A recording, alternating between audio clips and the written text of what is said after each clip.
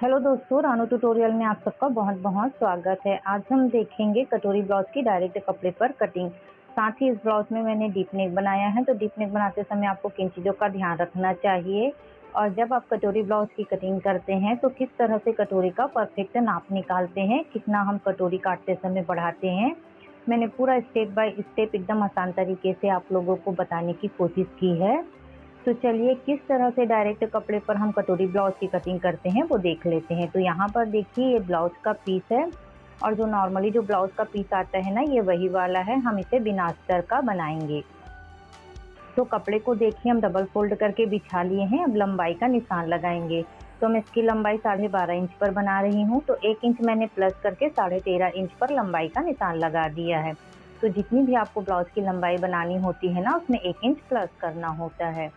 उसके बाद देखिए यहाँ पर हम शोल्डर का निशान लगाएंगे। तो नाप वाले ब्लाउज में ना इसका शोल्डर 5 इंच ही आया है, तो हम 5 इंच पर ही शोल्डर का निशान लगाए हैं। फिर इन दोनों लाइनों को इस तरह से मिला देंगे। यहाँ से यहाँ हम 5.5 इंच आर्म होल लेंगे। तो जो आपका नाप वाला ब्लाउज होता है ना, उसमें जितना आता है उतना ही लेना होता है। उसके बाद देखिए इसका जो चेस्ट आया था ना, वो 36 इंच है, तो उसका चौथाई हिस्सा निकालेंगे तो 9 इंच होता है। तो वहाँ चेस्ट के पास ना हम 9 इंच पे निशान लगा देंगे। उसके बाद देखिए हम कमर का निशान लगाएंगे। तो कमर ना इसकी 30 इंच है, उसका चौथाई हिस्सा 7.5 इंच होता है और 1 इंच डाट का। तो 8.5 इंच कमर के पास निशान लगाकर इन दोनों लाइनों को इस तरह से मिला देंगे। फिर हम यहाँ से यहाँ ना 1.5 इंच सिलाई मार्जिन ले लेंगे। तो इस तरह से देखिए निशान लगाना है। अभी देखिए यहाँ जो गले के पास है ना, हमें 3 इंच की पट्टी रखनी है। तो ये हमारी 3 इंच की तैयार पट्टी है, उसमें हम 0.25 इंच ऐड कर देंगे सिलाई मार्जिन का। 2 पॉइंट गले की साइड से दब जाएगा और आधा इंच ना कमर पट्टी लगाएंगे तो दब जाएगा। फिर इन निशानों को इस तरह से सीधा कर लेंगे। यहाँ से यहाँ देखिए गले की चौड़ाई 2.25 इंच लेना है और इन दोनों निशानों को ना इस तरह से मिला देंगे। उसके बाद हम गले को राउंड शेप दे देंगे इस तरह से। तो देखिए कितने आसानी से हमने निशान लगा लिया है। अभी देखिए ये चेस्ट कितना है, 36 इंच। तो हमने इसका चौथाई हिस्सा करके 9 इंच ही लगाया है। और जब आप डीप नेक बनाते हैं ना, तो इसे किस तरह से मैनेज करते हैं वो मैं आगे आपको बताने वाली हूँ। और जो कमर होता है ना, उसे जितना आता है नाप के ब्लाउज में उतना ही लेना है और 1 इंच ही ना डाट का ऐड करना होता है। फिर 1.5 इंच सिलाई मार्जिन। अभी देखिए आर्म होल को शेप देंगे। तो यहाँ से यहाँ मैंने 1.25 इंच पर निशान लगा लिया है और इस तरह से देखिए ये आर्म होल वाला स्केल रख के ना हम बैक आर्म होल का शेप देंगे। तो इस तरह से देखिए बैक आर्म होल का शेप दे देना है। और एक चीज़ आप याद रखिए, जब भी आप डीप नेक बनाते हैं ना, तो जो आर्म होल होता है उसे बिल्कुल भी कम मत लीजिए। कम लेंगे ना तो आपका शोल्डर बिल्कुल गिरेगा ही। फिर जैसे हमने निशान लगाया है ना, वैसे ही इसकी कटिंग कर लेते हैं।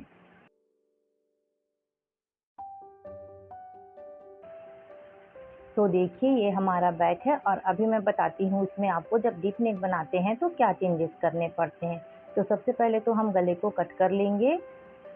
तो इस तरह से देखिए गले को हमने कट कर लिया है। अभी हम क्या करेंगे इस ब्लाउज में, या मैं आपको बताती हूँ। तो देखिए फ्रेंड्स, अभी हमने ना 36 इंच निशान लगाया था सीधे में, लेकिन जब आप इसे ना क्रॉस में नापेंगे इस तरह से देखिए तो ये आधा इंच बढ़ जाता है। तो अगर आप इस आधे इंच को काट कर नहीं निकालेंगे ना, तो बिल्कुल भी यहाँ पर आपके बहुत झोल आने वाला है। तो आप यहाँ से आधा इंच पे निशान लगा दीजिए और इस आधा इंच को ना इस तरह से फिटिंग वाली लाइन से मिलाते हुए इसकी लाइन को इस तरह से बना दीजिए। तो ये जो आधा इंच आपका एक्स्ट्रा है ना, उसे आप काट कर निकाल दीजिए, तभी आपके डीप नेक में ना पीछे फिटिंग बहुत अच्छी आएगी। तो इस तरह से देखिए आधा इंच हमने पीछे पल्ले में कम कर दिया है। अभी फिटिंग का निशान हमारा आधा इंच आगे चला गया है, तो वहाँ पर हम एक कट लगा देंगे। उसके बाद देखिए इस तरह से सेंटर निकाल के ना हम बैक डार्ट का भी निशान लगा देंगे। तो देखिए जो बैक डार्ट होती है ना डीप गले में, वो गले के निशान से थोड़ा नीचे ही होता है। तो इसी तरह से आपको डार्ट का निशान लगाना है। तो ये देखिए ये हमारे ना पीछे पल्ले की पूरी कटिंग हो गई है। और मैं एक चीज़ आपको बताती हूँ, देखिए आप ऐसे डार्ट भी लगाएंगे ना तो ये इस तरह नहीं झुकेगा, बिल्कुल एकदम आपके बैक में ना ये चुस्त फिटिंग जैसे बैठेगा और आर्म होल में झोल भी नहीं आएगा। अभी हम सामने पल्ले की कटिंग करेंगे। तो उसके लिए क्या करेंगे, कपड़े को डबल फोल्ड बिछा दिए हैं और यहाँ से 2 इंच हम कटोरी के लिए एक्स्ट्रा लेंगे। तो जो डायरेक्ट कपड़े पर कटोरी ब्लाउज की कटिंग होती है ना, उसके लिए आपको कटोरी बढ़ाने के लिए 2 इंच पहले से ही यहाँ पर एक्स्ट्रा ले लेना होता है। तो 2 इंच हमने एक्स्ट्रा कटोरी के ले लिया। उसके बाद हम लंबाई का निशान लगाएंगे। तो जितना हमने पीछे पल्ले में लंबाई लिया है ना, उतना ही हम सामने पल्ले में भी लंबाई लेंगे। इसमें कुछ भी कम ज़्यादा नहीं करेंगे। तो देखिए पीछे पल्ले में 13.5 इंच लिए हैं ना, तो सामने पल्ले में भी 13.5 इंच ही लेंगे। अब इस निशान को ऐसे सीधा कर लेंगे। अभी देखिए जो शोल्डर है, आर्म होल और नेक की चौड़ाई है, सब हम ना पीछे पल्ले के हिसाब से ही लेंगे। तो देखिए यहाँ पर हम 5 इंच शोल्डर का निशान लगा लेंगे और यहाँ पर आर्म होल हम 5.5 इंच पे लगाएंगे। तो जितना आप पीछे पल्ले लिए हैं ना, उतना ही आपको सामने पल्ले में भी लेना होता है। तो इस तरह से देखिए, और नेक की चौड़ाई ना 2.25 इंच, नेक की गहराई मैं यहाँ पर 6.5 इंच रख रही हूँ। जो सामने पल्ला है हमारा, उसका नेक ना डीप मैं 6.5 इंच पर रख रही हूँ। फिर इसे राउंड शेप दे देंगे इस तरह से। उसके बाद देखिए यहाँ से यहाँ हम 1.25 इंच ही लेंगे, जितना हमने पीछे में लिया है। तो मैं आपको आगे बताऊंगी कि आगे पीछे मैंने 1.25 इंच ही क्यों लिया है। इसका क्या कारण है कि मैंने दोनों आर्म होल को 1.25 इंच ही पे शेप दिया है। अभी देखिए सामने पल्ले के आर्म होल का शेप हो गया है। उसके बाद हम क्या करेंगे, यहाँ से यहाँ चेस्ट का निशान लगाएंगे। तो 9 इंच ही यहाँ पर लेंगे। जितना हमारे ब्लाउज के नाप में आया है ना, उतना ही हम 9 इंच लेंगे। उसके बाद कमर के पास भी हम पूरा 9 इंच ही लेंगे। यहाँ पर हम कुछ भी कम ज़्यादा नहीं करेंगे। तो जो डायरेक्ट कपड़े पर ब्लाउज की कटिंग होती है ना, वो थोड़ा चेंज होता है। और इस तरह से देखिए 1.5 इंच सिलाई मार्जिन ले लिए हैं। उसके बाद नीचे से ना हम 2 इंच छोड़ देंगे। देखिए जो नीचे से साइड है ना, वहाँ से हम क्या करेंगे, 2 इंच कम कर देंगे। तो इसकी लंबाई कितना लिए हैं हमने, 13.5 इंच ना, तो हम यहाँ पर 11.5 इंच पर एक निशान लगा देंगे। ये जो नीचे से 2 इंच छोड़ा है ना हमने, वो बेल्ट का है, लेकिन हम बेल्ट इसमें नहीं काटेंगे, बेल्ट हम अलग से काटेंगे। तो इस तरह से देखिए बेल्ट के लिए 2 इंच हमने छोड़ दिया है। उसके बाद यहाँ से यहाँ कटोरी की चौड़ाई हम 5.5 इंच लेंगे। तो 36 साइज़ की कटोरी है ना, और डीप नेक है, इसलिए 5.5 इंच यहाँ पर हम कटोरी की चौड़ाई ले रहे हैं। यही अगर बोट नेक या कॉलर नेक होता ना, तो हम कटोरी की चौड़ाई 6 इंच लेते। उसके बाद यहाँ से यहाँ आर्म होल की साइड से हम 2.5 इंच पर निशान लगा लेंगे, और जो गला है ना हमारा, उधर से हम 5.25 इंच पर निशान लगा लेंगे। फिर इस निशानों को मिलाते हुए कटोरी का शेप दे देंगे। तो इस तरह से देखिए गले से इस तरह से 2.5 इंच पे मिलाते हुए कटोरी का शेप दे देना है। तो बेहद आसानी से देखिए कटोरी का हमारा बहुत सुंदर सा शेप बन गया है। अभी गले की साइड से ना हम 1 इंच बढ़ाएंगे। तो ये 1 इंच क्यों बढ़ा रहे हैं, तो देखिए जो कटोरी का पार्ट है और साइड पार्ट है ना, उसे हम जब जोड़ेंगे तो उसके लिए हमने यहाँ पर 1 इंच बढ़ाया है, और इस निशान को ऐसे नीचे तक टेढ़ा खींच लेंगे। अभी देखिए हम क्या करेंगे, इधर कटोरी की साइड ना आधा इंच बढ़ाएंगे, क्योंकि जब हम साइड पार्ट्स को जोड़ेंगे ना, तो कटोरी हमारी छोटी नहीं होनी चाहिए। उसके बाद हम क्या करेंगे, बस्ट पॉइंट का निशान लगा लेंगे। तो इसका बस्ट पॉइंट आया है 10 इंच पर, तो इस तरह से 10 इंच पर एक निशान लगा लेंगे। तो आपका जितना भी बस्ट पॉइंट आता है ना, वहाँ पर निशान लगा लें। उसके बाद देखिए आपको यहीं पर चेक कर लेना है कि आपको कटोरी में कितना बढ़ाना है। तो क्या करेंगे, देखिए जो बस्ट पॉइंट वाला निशान है ना हमारा, वहाँ पर हम टेप को इस तरह से रख लेंगे। और देखिए इसका फुल बस्ट 36 इंच है, ठीक है ना। तो 9 इंच, हाफ इंच हम उसमें लूजिंग देंगे, 9.5 इंच हो जाएंगे। 1 इंच हमें यहाँ पर सिलाई का चाहिए, और आधा इंच ना हमें यहाँ पर फुकाई की सिलाई का चाहिए। तो टोटल हम 9 इंच में कितना बढ़ाएंगे, 2 इंच।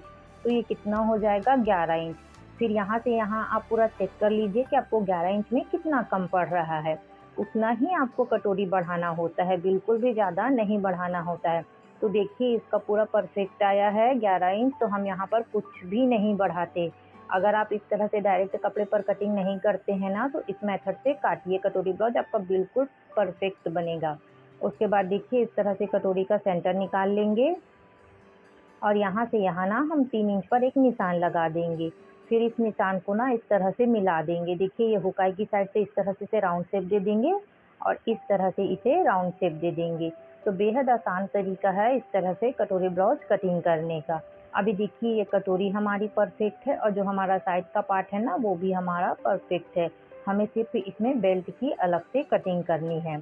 तो जैसे हमने निशान लगाया है ना, वैसे ही हम इसकी कटिंग कर लेते हैं। तो अगर आप इस तरह से काटते हैं ना, तो आपको कटोरी ब्लाउज काटने में कोई भी परेशानी नहीं होगी, और आप चाहे किसी का भी साइज़ हो, आप बेहद आसानी से कटोरी ब्लाउज की कटिंग कर सकते हैं। तो इस तरह से देखिए जैसे जैसे मैंने निशान लगाया है, वैसे ही मैं इसकी कटिंग कर लेती हूँ। तो कटोरी हमारा परफेक्ट है और यहाँ से देखिए 2 इंच है ना, इसे भी हम कट कर देंगे। तो ये देखिए ये साइड का पार्ट है ना जो हमारा, ये हमारा एकदम सही है और जो ये हमारी कटोरी है ये भी एकदम सही है। अभी मैं आपको इसे चेक करके दिखाती हूँ। देखिए इस तरह से जब हम सिलाई लगाएंगे ना तो बिल्कुल ये फिक्स ही आएगा, ना कटोरी बढ़ेगी ना साइड पार्ट बढ़ेगा, कहीं से कुछ भी नहीं बढ़ेगा। फिर यहाँ हम 1.5 इंच की डाट लगा देंगे इस तरह से और ये देखिए तो ये हमारा हो गया है। अभी हम कर लेते हैं आस्तीन की कटिंग, उसके बाद हम बेल्ट की कटिंग करेंगे। तो देखिए आस्तीन कटिंग करने के लिए मैंने कपड़े को 4 फोल्ड में बिछा लिया है और 1.5 इंच नीचे मैंने ना फोल्ड का छोड़ दिया है, क्योंकि ये बिना अस्तर वाला है ना, इसलिए मैंने 1.5 इंच नीचे फोल्ड का छोड़ दिया है। उसके बाद हम यहाँ से यहाँ 6.25 इंच मोहरी ले लेंगे और इस आस्तीन की लंबाई मैंने 3 इंच बनाई है, तो इस यहाँ पर मैंने 3.5 इंच पर निशान लगा दिया है। उसके बाद देखिए यहाँ से यहाँ हम 1.5 इंच पर स्लीव को डाउन करेंगे और इस तरह से निशान लगा लेंगे। फिर हम क्या करेंगे, यहाँ से यहाँ ना चेस्ट का चौथाई हिस्सा ले लेंगे। तो जो भी हमारा चेस्ट लिए हैं ना उसका चौथाई हिस्सा करके यहाँ पर निशान लगा दिए हैं। उसके बाद इस तरह से इसे तिरछा कर देंगे और यहाँ पर ना पहले हम आस्तीन का शेप दे देंगे। तो सामने पल्ले का शेप हम पहले देंगे इस तरह से, उसके बाद ना हम पीछे पल्ले का शेप दे देंगे। तो इस तरह से देखिए अभी हम पीछे पल्ले के आस्तीन का शेप दे रहे हैं ऐसे। तो देखिए आगे पीछे पल्ले में सिर्फ आधा इंच का गैप रखना है अगर आप डीप नेक बना रहे हैं तो देखिए इतनी आसानी से आस्तीन की कटिंग हो गई है। तो अभी हम जैसे निशान लगाए हैं वैसे ही हम इसकी कटिंग कर लेते हैं।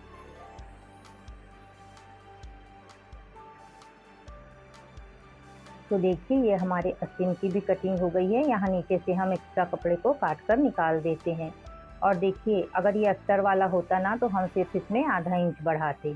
देखिए इस तरह से डबल फोल्ड कर देंगे और यहाँ पर तुरपाई कर देंगे। फिर यहाँ सेंटर पर एक कट लगा देंगे और जो सामने आस्तीन का शेप है ना उसे हम कट कर देंगे। जो सामने आस्तीन के लिए आधा इंच पर हमने निशान लगाया है उसे काट कर निकाल देंगे और यहाँ पर भी एक कट लगा देंगे। तो इस तरह से देखिए ये हमारे दोनों आस्तीन कट गई है। अभी हम ना बेल्ट की कटिंग करेंगे, तो इसे साइड कर देते हैं और देखिए बेल्ट कटिंग करने के लिए यहाँ पर कपड़ा है, तो कपड़े को मैंने डबल में लिया है और देखिए हमें ना बेल्ट की कटिंग कितनी करनी है। तो 2 इंच हमने बेल्ट के लिए छोड़ा था ना, तो यहाँ पर 1 इंच सिलाई मार्जिन लेकर हम 3 इंच पर बेल्ट का निशान लगा लेंगे। तो 2 इंच तो हमने अपने ब्लाउज में छोड़ा था, लेकिन हमें जब बेल्ट जॉइंट करेंगे तो उसके लिए 1 इंच सिलाई चाहिए ना, तो यहाँ पर हमने 3 इंच पर निशान लगाया है। उसके बाद हम पीछे पल्ले को लेंगे और इस तरह से रख लेंगे। तो जितने पीछे पल्ले की चौड़ाई है ना उतना ही हम बेल्ट की चौड़ाई लेंगे। इस तरह से निशान लगा लेंगे और इस निशान को ऐसे सीधा कर लेंगे। फिर यहाँ से क्या करेंगे, ऊपर की तरफ ना हम 1 इंच पर निशान लगाएंगे और इसे इस तरह से बेल्ट का शेप दे देंगे। तो देखिए इस तरह से हमने बेल्ट का शेप दे दिया है। अभी हम इसे जैसे निशान लगाए हैं वैसे ही कटिंग कर लेंगे। तो ये हमारा बेल्ट भी हो गया है। तो इसी तरह से ना आप डायरेक्ट कपड़े पर कटोरी ब्लाउज की कटिंग कर सकते हैं, आपको कभी भी कोई भी प्रॉब्लम नहीं होगी। कभी कभी क्या होता है ना, ब्लाउज का कपड़ा बहुत कम होता है तो अलग से आप कटोरी काटते हैं ना तो बहुत कपड़ा वेस्ट हो जाता है। तो आप इस तरह से ब्लाउज की कटिंग कर सकते हैं। तो इस तरह से देखिए अभी मैं एक चीज़ आपको और बता रही हूँ, जो मैंने आर्म होल में दोनों आर्म होल में 1.25 इंच का गैप दिया था ना आगे पीछे, वो क्यों दिया है। तो देखिए सबसे पहले हमने पीछे पल्ले को रख लिया है। अभी देखिए हम सामने पल्ले के ना साइड पार्ट को इस तरह से रखेंगे। तो आप देखिए जो हमने पीछे पल्ले में आधा इंच काटा है ना उसकी वजह से यहाँ पर 1/2 इंच का आपको गैप मिल जाएगा, इसलिए मैंने आर्म होल काटते समय सामने पल्ले में गहराई नहीं दी है। तो देखिए मैं पास से दिखा रही हूँ। तो आज के लिए बस इतना ही, मिलते हैं नए वीडियो में। वीडियो देखने के लिए आप लोगों का बहुत बहुत धन्यवाद। Bye bye guys.